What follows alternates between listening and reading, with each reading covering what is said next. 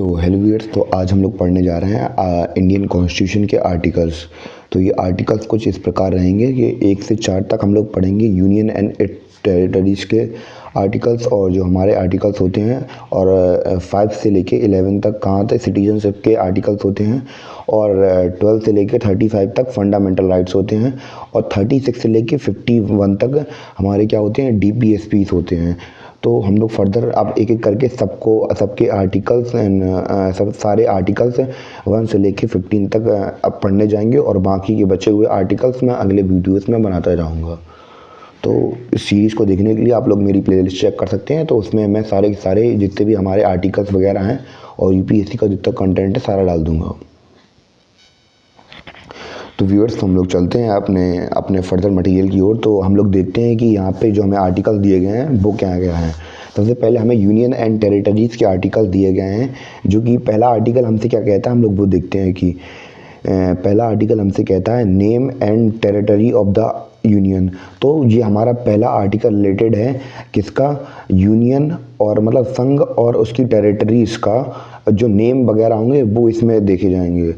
और हम लोग देखते हैं आर्टिकल नंबर 2 में हमें क्या दिया गया है, एडमिशन और एस्टेब्लिशमेंट ऑफ न्यू स्टेट्स।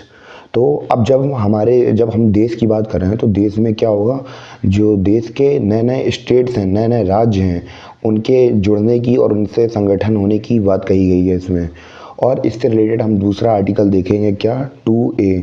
तो 1974 में जब सिक्किम इंडिया से एडेड हुआ था, मतलब 1947 से पहले जो सिक्किम था वो एक पर्सनल स्टेट था, पर 1974 के बाद जो सिक्किम था वो इंडिया के अंदर मर्ज हो गया। तो उसके तहत ये सिक्किम को इंडिया का पार्ट बना लिया गया। तो ये 2.1 आर्टिकल ये वही है।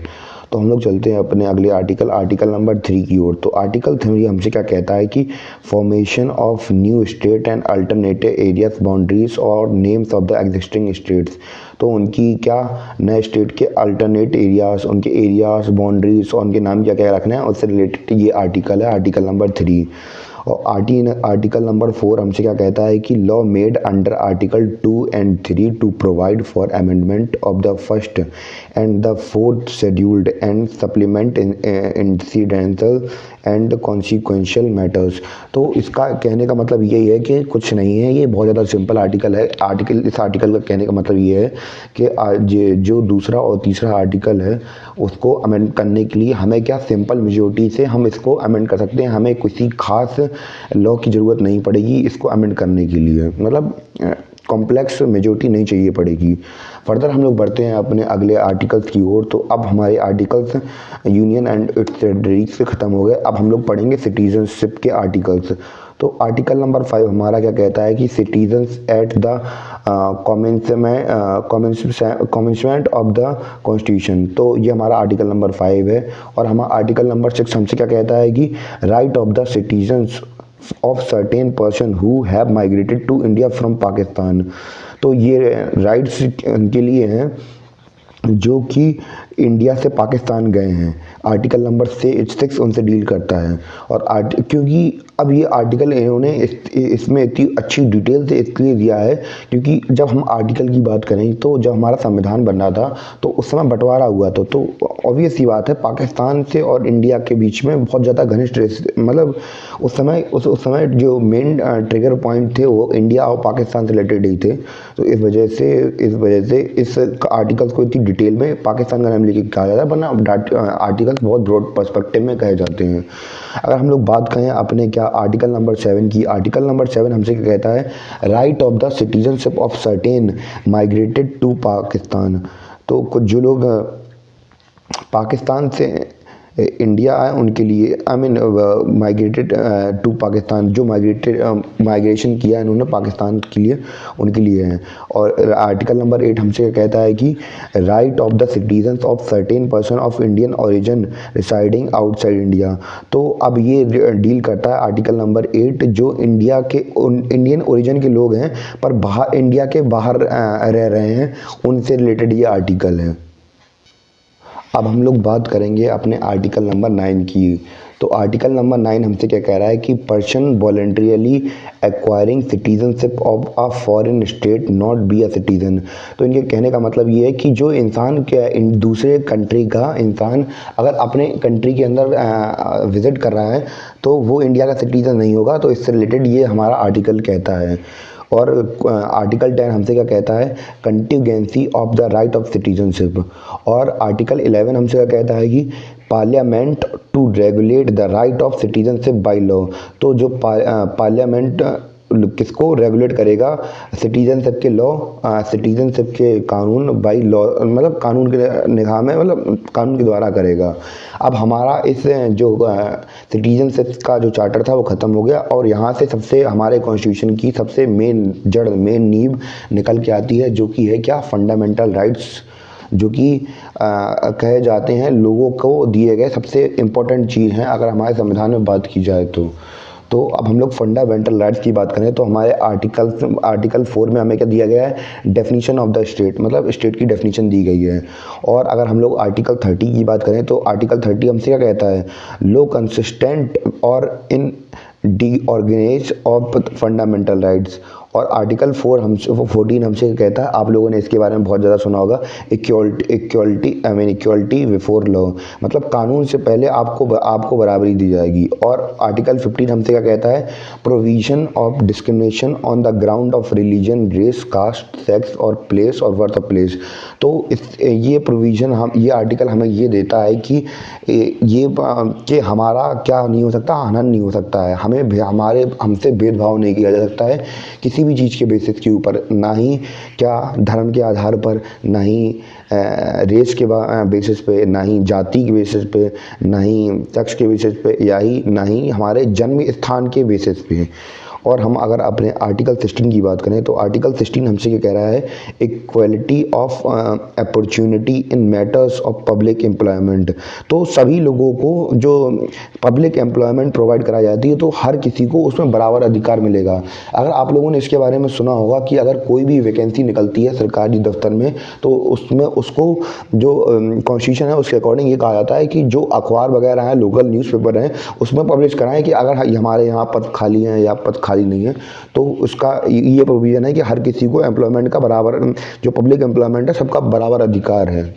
और आर्टिकल 17 हमसे क्या कहता है वो हम लोग देखते हैं कि आर्टिकल 17 हमसे कहता है एबोलिशन ऑफ अनटचेबिलिटी, मतलब कि हमारे कॉन्स्टिट्यूशन ने क्या किया है, अनटचेबिलिटी मतलब छुआछूत को बिल्कुल तरीके से ख़त्म कर दिया है। और आर्टिकल 18 हमसे क्या कहता है कि अगर आर्टिकल 18 में बात ये है कि पुराने समय में जो मतलब पुराने राजा महाराजा थे तो वो लोग क्या करते थे, अपने आप को खुद को उपाधि देते थे। अगर आप अपने आप को पावर दे रहे हैं इसका मतलब ये है कि आप दूसरों को नीचा दिखा रहे हैं। तो इस वजह से क्या हमारे कॉन्स्टिट्यूशन में क्या कर दिया गया, हमारे कॉन्स्टिट्यूशन में क्या कर दिया गया, जो टाइटल्स हैं उनको एबॉलिश कर दिया गया है। और अगर हम लोग बात करें अपने आर्टिकल 19 की तो आर्टिकल 19 हमसे कहता है protection of certain rights regarding freedom of speech etc.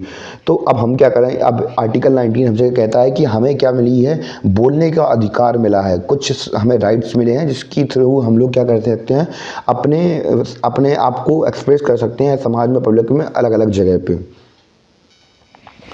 Article 20 हमसे क्या कहता है कि protection in respect of conviction for offences. और आर्टिकल 21 हमसे क्या कहता है, protection of life and personal liberty. तो हमारा संविधान हमें क्या करता है, हमें जीवन जीने का अधिकार देता है, हमें हमारे जीवन की रक्षा करता है और क्या करता है, हमारी पर्सनल लिबर्टी को सेफ गार्ड करता है।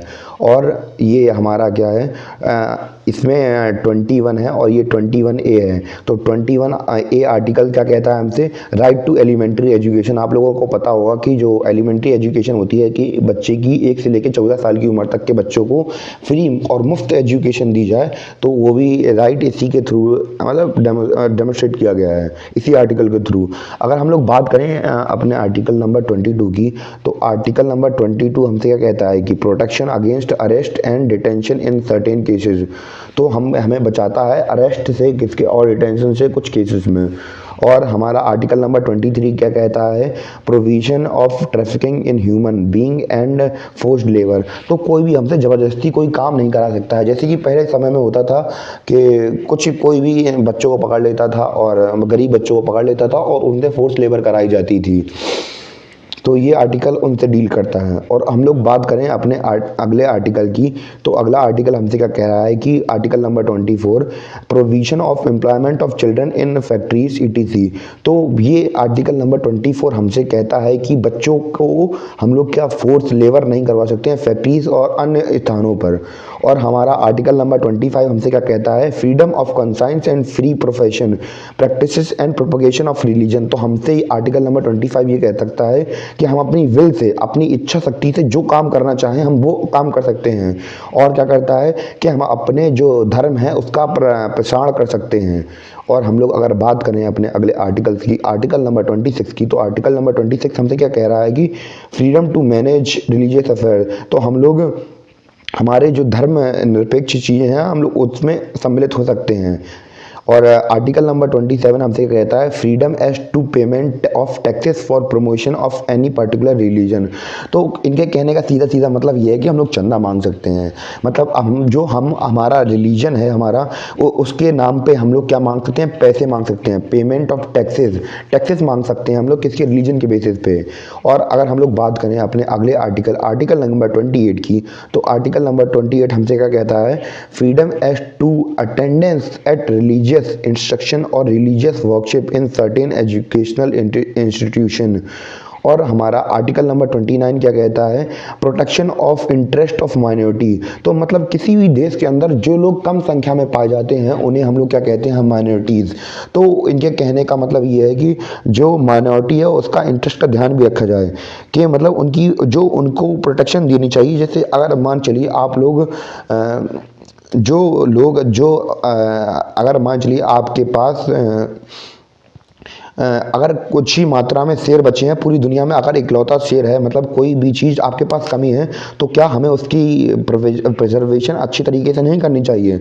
उसी प्रकार जो कॉन्स्टिट्यूशन है हमारा, वो माइनॉरिटी जो बहुत ही कम मात्रा में पाए जाते हैं हमारे देश में, कम मात्रा में पाए जाने वाले लोग, किसी स्पेशल कम्युनिटी के लोग जो बहुत कम मात्रा में पाए जाते हैं, तो उनकी सुरक्षा की जिम्मेदारी भी हमारी सरकारों की होनी चाहिए, ऐसा हमारा कॉन्स्टिट्यूशन हमसे कहता है। तो अब हम लोग आ चुके हैं अपने आर्टिकल नंबर 30 की ओर। तो आर्टिकल नंबर 30 हमसे क्या कह रहा है कि right of minority to establish and administrator educational institutions. तो माइनॉरिटीज़ को अपने इंस्टीट्यूशनल एजुकेशनल इंस्टीट्यूट एस्टेब्लिश करने की अनुमति देता है। और हम अपने बढ़ते हैं आर्टिकल नंबर 31 की ओर। तो आर्टिकल नंबर 31 हमसे क्या कह रहा है, तो आपको लोगों को पता हो कि जो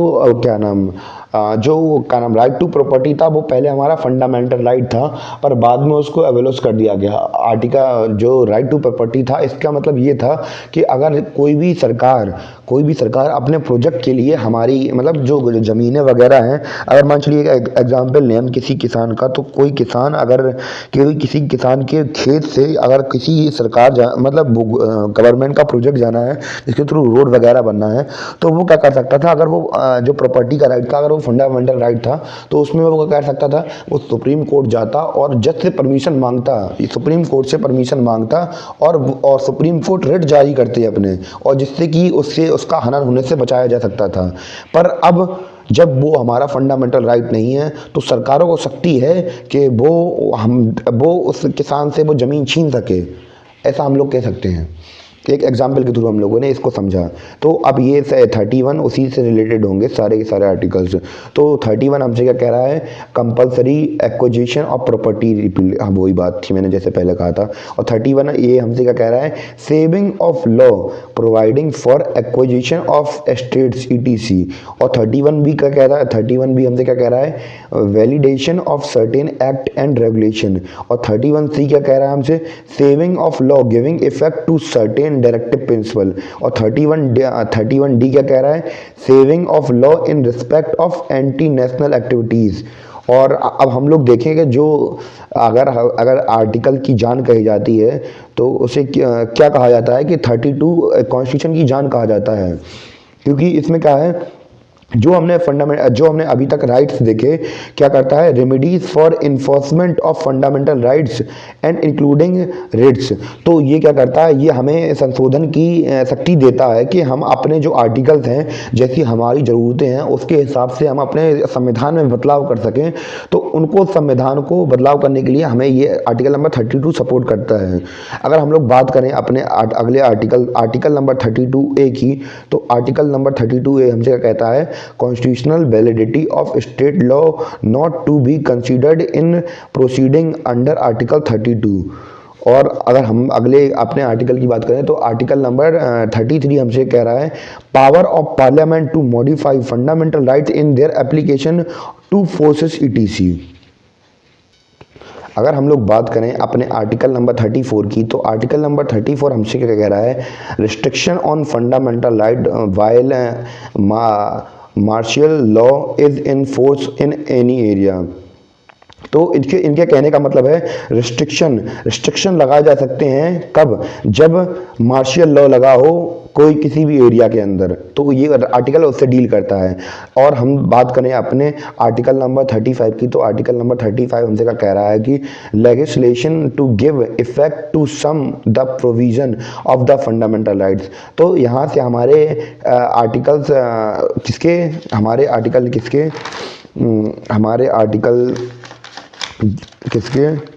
फंडामेंटल राइट्स के ख़त्म हो गए और हमारे यहाँ से क्या शुरू हो गए हैं, डायरेक्टिव प्रिंसिपल के जो आर्टिकल्स हैं वो शुरू हो गए हैं। तो हम लोग यहाँ से अब पढ़ेंगे अपने directive principle of state policies के आर्टिकल्स। तो आर्टिकल नंबर 36 में हमसे क्या कह रहा है, अब कुछ नहीं, डेफिनेशन दी गई है स्टेट की। और आर्टिकल नंबर 37 हमसे कह रहा है एप्लीकेशन ऑफ डायरेक्टिव प्रिंसिपल। तो डायरेक्टिव प्रिंसिपल के एप्लीकेशन बताए गए हैं इस आर्टिकल नंबर 37 में। और आर्टिकल नंबर 38 में हमें क्या कहा गया है, state to serve secure a social order to for promotion of welfare of the people. तो स्टेट की जिम्मेदारी है कि वो सोशल ऑर्डर को मेंटेन करके रखे, जिससे कि लोगों का भला और उनका प्रमोशन किया जा सके, मतलब लोगों का भले के लिए प्रमोशन किया जा सके, मतलब उनके भलाई का काम किया जा सकते हैं। और हम लोग बात करें अपने आर्टिकल नंबर 39 की, तो आर्टिकल नंबर 39 हमसे क्या कह रहा है कि certain principle of policy to be followed by state. तो स्टेट को कुछ पॉलिसीज़ को फॉलो करना होगा। और आर्टिकल नंबर 39A हमसे क्या कह रहा है, equal justice and free legal aid. इसका मतलब क्या है, equal justice and free legal aid का मतलब ये है कि मान के चलिए अगर कोई गरीब है, गरीब के साथ कुछ बुरा हो गया है, तो सरकार का एक हमारे कॉन्स्टिट्यूशन में एक संविधान दिया गया है कि चाहे कोई गरीब व्यक्ति हो तो क्या करवाया जाएगा, उसको फ्री लीगल एड दी जाएगी। मतलब कहने का मतलब ये है कि उसको भी वकील दिया जाएगा, किसकी, सरकार की तरफ से। और अगर हम लोग बात करें अपनी क्या आर्टिकल नंबर 40 की, तो आर्टिकल नंबर 40 हमसे क्या कहता है, ऑर्गेनाइजेशन ऑफ विलेज पंचायत के ऑर्गेनाइजेशन से रिलेटेड आर्टिकल है ये। और हम लोग बात करें अपने आर्टिकल नंबर 41 की, तो आर्टिकल नंबर 41 हमसे क्या कहता है, right to work to education and to public assistance in cases. तो ये आर्टिकल इससे डील करता है। अगर हम लोग बात करें अपने आर्टिकल नंबर 42 की, तो आर्टिकल नंबर 42 हमसे क्या कह रहा है, provision for just and human condition of work and maternity relief. ये हमारा आर्टिकल नंबर 42 डील कर रहा था। और आर्टिकल नंबर 43 हमसे क्या डील करता है, living wages ETC for worker. तो अब हमें देखेंगे कि ये सोशल वेलफेयर और अच्छी मीठी मीठी चिकनी चिपड़ी बातें करेगा कि लिविंग वेजेस देने चाहिए किसको, वर्कर के लिए। और हम लोग बात करें अपने आर्टिकल नंबर 33, अब हम लोग आ चुके हैं अपने आर्टिकल नंबर 43A के ऊपर। तो आर्टिकल नंबर 43A हमसे क्या कहता है कि participation of worker in management of industries. तो इनके कहने का मतलब है ये सोशलिस्ट आइडियोलॉजी पर बेस्ड एक आर्टिकल है, जो कहता है कि क्या इंडस्ट्रीज के मैनेजमेंट के लिए वर्कर का पार्टिसिपेशन जरूरी है। और आर्टिकल नंबर 42 अब हमारे अभी 2024 की बात करें तो 2024 में यूनिफॉर्म सिविल कोड काफ़ी चर्चा में रह चुका है। जैसे कि गोवा की बात करें या छत्तीसगढ़ जैसे देश हमें राज्य इसको लागू करने के बारे में सोच रहे हैं और काफ़ी सारे राज्य अब यूनिफॉर्म सिविल कोड के ऊपर जा रहे हैं। तो अगर आप लोगों को पता हो यूनिफॉर्म सिविल कोड क्या होता है, तो यूनिफॉर्म सिविल कोड सभी के लिए, मतलब हर धर्म के लिए, सभी के लिए एक कानून हो। जैसे कि अगर हम लोग बात करें कि हिंदू मैरिज एक्ट या फिर मुस्लिम मैरिज एक्ट, तो इनके जो लॉस हैं वो थोड़े थोड़े अलग हैं। जैसे अगर हम लोग जब संविधान बनने की बात करें तो संविधान में जब अंग्रेजों ने देखा कि यहाँ पे क्या अलग अलग लोग हैं, अलग अलग धर्म के लोग हैं, तो उनके हिसाब से उन्होंने अलग अलग कानून बना दिए थे। तो यूनिफॉर्म सिविल कोड में क्या होता है, सभी लोगों के लिए एक समान कानून बनेंगे। जैसे ना कोई हिंदू के लिए अलग बनेंगे, ना ही कोई मुस्लिम के लिए अलग बनेंगे, सबके लिए एक समान अधिकार। तो ये हमारा पहला स्टेट ऐसा कौन सा, मतलब पहला स्टेट कौन सा था जहाँ पे यूनिफॉर्म सिविल कोड लगाया गया था, वो था गोवा। अगर हम लोग अब हम लोग बढ़ते हैं अपने अगले आर्टिकल नंबर 45 की ओर। तो आर्टिकल नंबर 45 हमसे क्या कह रहा है, provision of early childhood care and education to children below the age of 6। तो क्या इसमें कहा गया आर्टिकल नंबर 45 में कि 6 वर्ष के कम बच्चों को क्या देनी चाहिए, चाइल्डहुड केयर मिलनी चाहिए, एजुकेशन मिलनी चाहिए। और ये आर्टिकल उससे रिलेटेड है। अगर हम लोग बात करें अपने आर्टिकल नंबर 46 की, तो आर्टिकल नंबर 46 हमसे क्या कहता है कि promotion of education and economic interest of schedule caste. तो प्रमोशन हो किसमें, एजुकेशन में, इकोनॉमिक इंटरेस्ट में, कि इनकी पढ़ाई में मदद की जाए, उनकी धन संपदा में मदद की जाए। किनकी, शेड्यूल कास्ट मतलब अनुसूचित जाति में जो लोग हैं, और किनकी, शेड्यूल ट्राइब मतलब जो अनुसूचित वो जनजाति से जुड़े लोग हैं, और क्या, और अदर वीकर सेक्शन। जैसे अगर आप EWS की बात करें या OBC की बात करें, उनकी बात चल रही है यहाँ पे। और हम लोग बात करें अपने अगले आर्टिकल नंबर 47 की, तो आर्टिकल नंबर 47 हमसे क्या कहता है, duty of the state to raise the level of nutrition and the standard of living and to improve public health. तो इनके कहने का मतलब कॉन्स्टिट्यूशन में ये जो स्टेट हैं, राज्य हैं, उनको जिम्मेदारी दी गई है किसकी, कि वो बढ़ाएं अपने न्यूट्रिशन स्टैंडर्ड, किसके, लोगों के, और लोगों की पब्लिक हेल्थ, मतलब जो पब्लिक है उसकी हेल्थ को अच्छा करने के लिए काफ़ी सारे स्टेप्स उठाए, जिससे कि जो जनता है उसका अच्छी तरीके से न्यूट्रिशन हो सके। अगर हम लोग बात करें अपने आर्टिकल नंबर 48 की, तो आर्टिकल नंबर 48 हमसे क्या कहता है, organisation of agriculture and animal husbandry. तो एग्रीकल्चर से रिलेटेड या फिर एनिमल हस्बेंड्री से रिलेटेड जो भी कानून है वो आर्टिकल नंबर 48 से डील करेंगे। और अगर हम लोग बात करें अपने आर्टिकल नंबर 48A, तो आप लोग जैसे यहाँ पे ABC देखते हैं, तो ये आर्टिकल बेसिक जो हमारा कॉन्स्टिट्यूशन था उसमें नहीं थे, उसको ये हम लोग ABC तब लगाते हैं जब हम लोग कोई आर्टिकल क्या करते हैं, आर्टिकल को जब हम लोग अमेंड करके लाते हैं और हमारे कॉन्स्टिट्यूशन में जाहिर करवाते हैं, मतलब डेमोन्स्ट्रेट करवाते हैं, तो उसके आगे ABCD लगा दिया जाता है।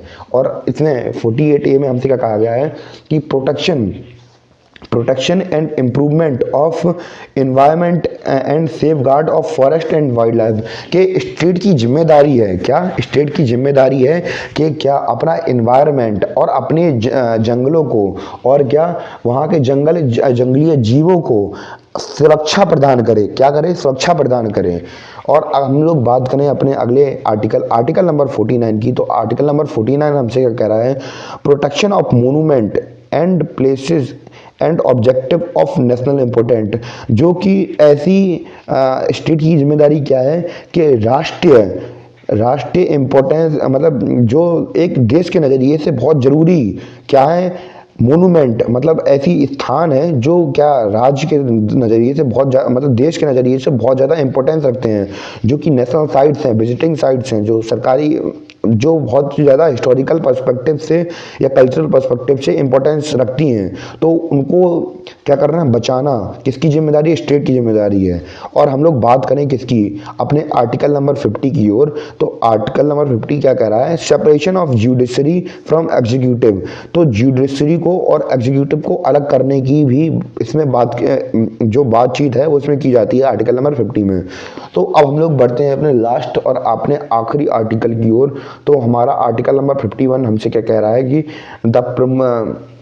Promotion of international peace and security.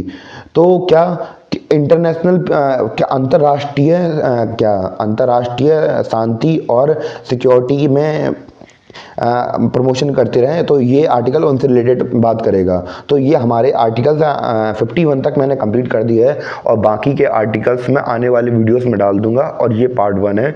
और मैं इसी प्रकार अपनी पूरी पॉलिटी यूपीएससी का पूरा सिलेबस इसी धीमे धीमे तो मैं सारा कवर करा दूंगा। तो आप किसी को दिलचस्पी हो तो आप प्लेलिस्ट चेक कर सकते हैं। धन्यवाद।